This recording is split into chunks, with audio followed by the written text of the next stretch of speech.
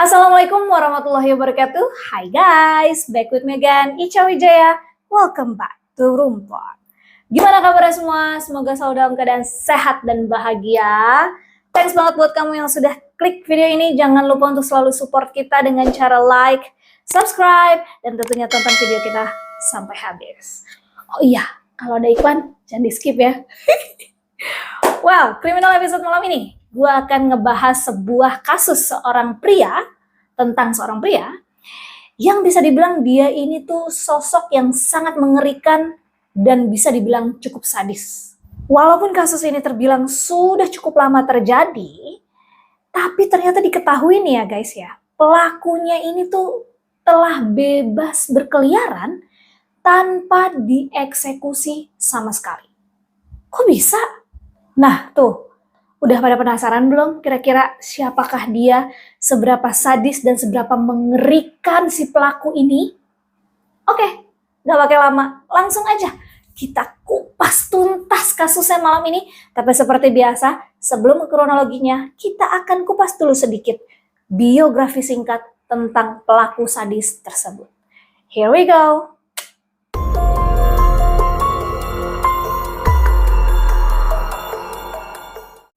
Pedro Alonso Lopez lahir di Santa Isabel pada 8 Oktober 1948 di Kolombia.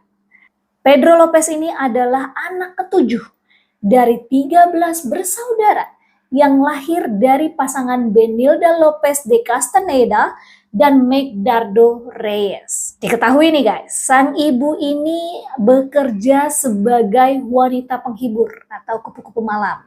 Dan masa kecil Pedro diketahui nih guys sangat kelam. Kenapa? Karena Pedro ini pada saat berusia 8 tahun, dia ini sudah mengalami pelecehan yang dilakukan oleh seorang pria dewasa.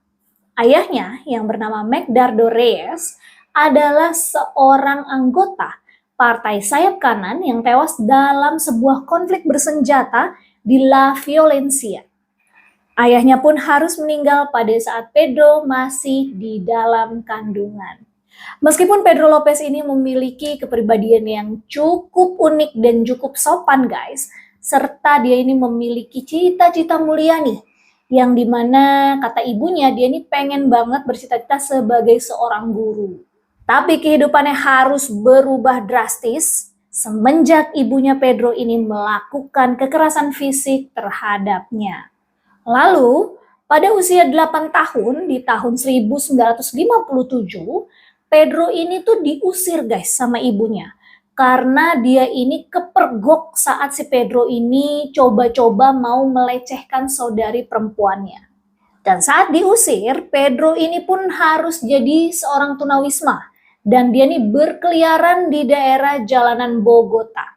Dan bahkan dia ini sering banget mengalami pelecehan dari orang-orang yang tidak dikenal. Setelah kejadian tersebut, dia ini akhirnya mulai bergabung nih dengan sekelompok anak jalanan yang bernama Gamines untuk mencari sebuah perlindungan. Geng tersebut ternyata identik dengan melakukan kejahatan-kejahatan kecil guys. Dan dia ini juga menggunakan narkoboy dan hal itu dilakukan sekitar selama 4 tahun hidup di jalanan. Lalu pada usia 12 tahun, Pedro Lopez ini diadopsilah oleh sebuah keluarga imigran Amerika yang dimana dia ini langsung didaftarkan di sekolah khusus anak yatim. Tapi dia melarikan diri guys setelah dia ini mengalami lagi pelecehan oleh seorang guru di sekolah tersebut. Lalu pada usia dia 18 tahun, Pedro ini masuk penjara guys akibat melakukan sebuah pencurian mobil. Dan hal ini terjadi pada tahun 1969, yang dimana pada saat itu Pedro pun dijatuhi hukuman 7 tahun penjara. Selama penahanannya, Pedro ini kembali mengalami pelecehan guys. Dan kali ini lebih brutal dan hal tersebut dilakukan oleh 4 narapidana lainnya. Beberapa hari kemudian, karena rasa marah dan dendam yang teramat sangat besar, Pedro pun akhirnya memburu para narapidana yang sebelumnya melecehkannya itu guys. Dan tanpa pikir panjang dia langsung menghabisi mereka di penjara sebagai pembalasan. Dan ternyata kejahatan yang dilakukannya itu dianggap sebagai sebuah pembelaan diri oleh sistem peradilan di Kolombia. Sehingga hukuman Pedro ini hanya ditambah 2 tahun penjara saja. Yang dimana tadinya Pedro di penjara 7 tahun menjadi 9 tahun. Itu dia guys, sedikit biografi tentang Pedro Lopez. Gitu Cak, kenapa? Enggak. Oke, tanpa lama, tanpa berbasa-basa, yuk kita langsung aja moving on to kronologi kejahatan. Here we go.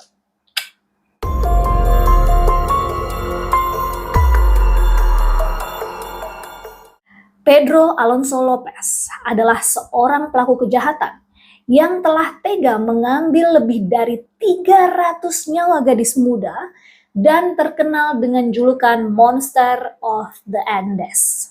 Selain itu, Monster of the Andes ini juga salah satu pelaku kejahatan kelas kakap guys, yang dimana dia ini sangat terkenal dalam sejarah kriminalitas di Kolombia. Oke. Tadi kan sebelumnya gue udah sempat bahas nih kalau dia ini sempat dipenjara selama 9 tahun.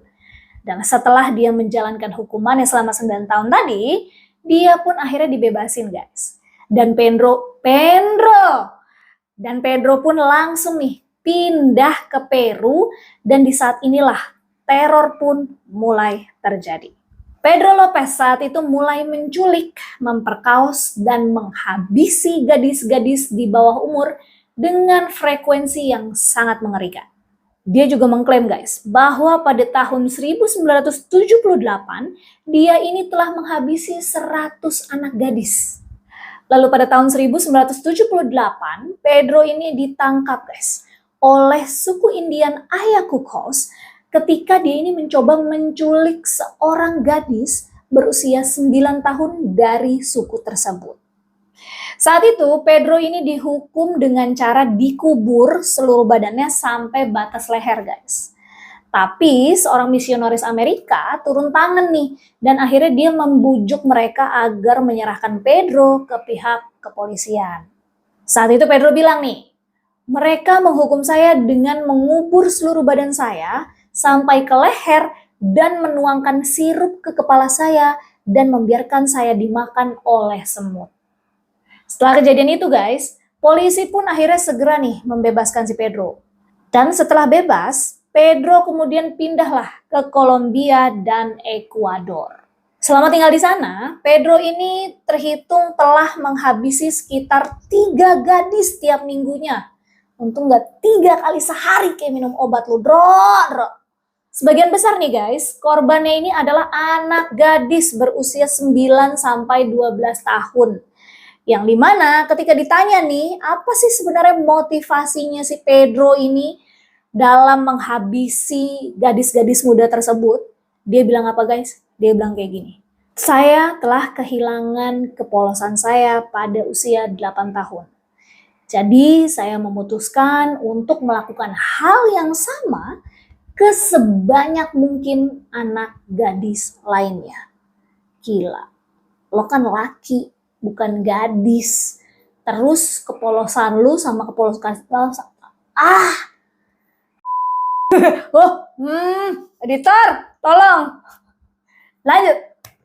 Biasanya nih guys, Lopez ini nih akan mengintai korbannya dari jauh selama beberapa hari sebelum akhirnya dia melakukan atau mengeksekusi tindakannya.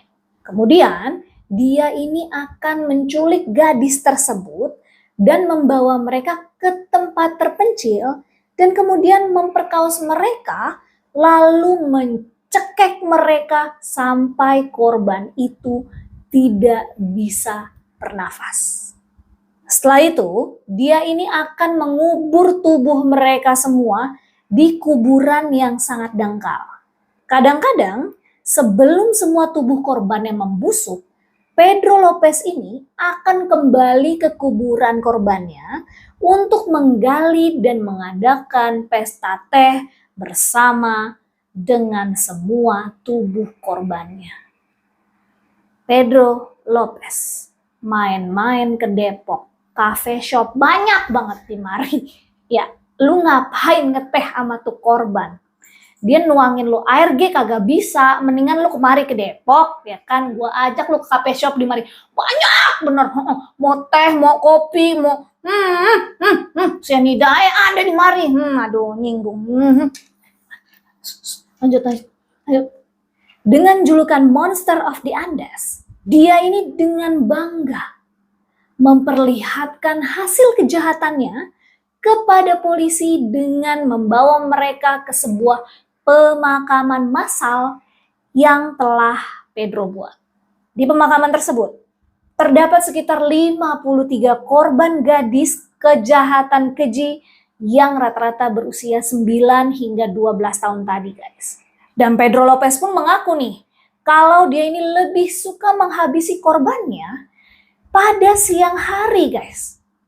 Alasannya adalah agar dia ini bisa melihat semua wajah korbannya dengan sangat jelas di saat mereka meregang nyawa. Pada tahun 1980, guys, akhirnya Pedro ini berhasil ditangkap setelah dia gagal melakukan penculikan dan berhasil dikepung oleh para pedagang di Ekuador. Lalu pada Januari 1981, Pedro dinyatakan bersalah atas 3 kejahatan keji. Dan polisi pun tidak mengabaikan nih tentang fakta adanya kuburan massal yang sebelumnya telah diperlihatkan oleh Pedro. Dan pada tahun 1983, Pedro Lopez ini dinyatakan bersalah atas kejahatannya yang telah menghabisi sekitar 110 nyawa gadis muda di Ekuador dan mengaku melakukan 240 kejahatan keji lainnya terhadap gadis-gadis muda yang hilang di negara tetangga yaitu Peru dan Kolombia. Atas tindakannya tersebut, Pedro Lopez pun dijatuhi hukuman 18 tahun penjara yang kemudian dibebaskan oleh pemerintah Ekuador pada tahun 1988. Pembebasan tersebut didukung, guys, oleh kondisi dan rekam medis yang menyatakan bahwa Pedro Lopez ini ternyata gila atau memiliki gangguan jiwa dan dia pun selanjutnya dihukum atau ditahan di Rumah Sakit Jiwa Bogota. Uniknya, guys, dalam evaluasi ulang pada 1998, Pedro Lopez ini dinyatakan waras sehingga dia ini dibebaskan dengan jaminan uang sebesar 50 USD. Saat Pedro diwawancara di sel penjaranya, dia ini bilang, dia ini menggambarkan dirinya ini sebagai pria abad ini dan mengatakan kalau dia dibebaskan karena berperilaku baik. Nah, selain dibebaskan dengan jaminan uang yang tadi gue bilang, guys, dia ini juga ternyata diwajibkan untuk melaporkan dirinya setiap bulan. Tapi kewajibannya itu tidak dia tunaikan sama sekali. Sampai akhirnya diketahui Pedro Lopez ini menghilang bak di telan bumi. Lalu pada tahun 2002, Interpol ini mengeluarkan surat perintah penangkapan atas kejahatan keji lainnya. Pada tahun 2019, sang ibu nih percaya banget, guys, kalau si Pedro Lopez ini tuh masih hidup. Jadi dia sempat ngomong nih, dia bilang, ketika seseorang yang kalian sayangi meninggal, pasti ada sesuatu yang Anda rasakan. Dan saya masih belum merasakan sesuatu. Dan jika Pedro Lopez masih hidup, dia telah berusia 75 tahun pada 8 Oktober 2023 lalu. Oke, itu dia, guys. Selesai untuk kriminal episode malam ini. Gimana menurut kalian? Sudah cukup sadiskah episode kriminal malam ini? Atau masih kurang? Kalau kurang coba komen di bawah. Kenapa jadi, hoi, ini kriminal, bukan binal. Oke, coba buat komen-komen di bawah ya, guys, ya, menurut kalian kayak gimana? Udah cukup mengerikan, udah cukup tega, udah cukup brutal belum nih orang? Kalau menurut gue sih ginilah pokoknya. Dan buat kalian nih ya, guys, yang baru datang, jangan lupa yang baru-baru silaturahmi ini ke ke rumputnya. Ini mukanya baru nih. Hai, salam kenal. Thanks banget loh sudah mampir, sudah klik video ini, ya kan. Semoga kamu betah ya di sini. Menetap, jangan singgah. Soalnya aku nih rumput, bukan rest area. Ya, cuaks. Aduh, anjas. Halo. Oke, itu dia guys. Jangan lupa ya, buat kalian yang baru datang nih, untuk selalu support rumput dengan cara like tentunya, dan subscribe, nyalain loncengnya biar gak ketinggalan semua video baru dari kita. Komen di kolom komentar dan share sebanyak-banyaknya ke seluruh sosial media yang kalian punya. Oke, itu aja guys. Semoga kalian semua terhibur. Thanks banget sudah pantengin rumput sampai habis videonya. Thank you banget. Gue Ica Wijaya pamit undur diri. Sampai ketemu di next criminal episode. Wassalamualaikum warahmatullahi wabarakatuh.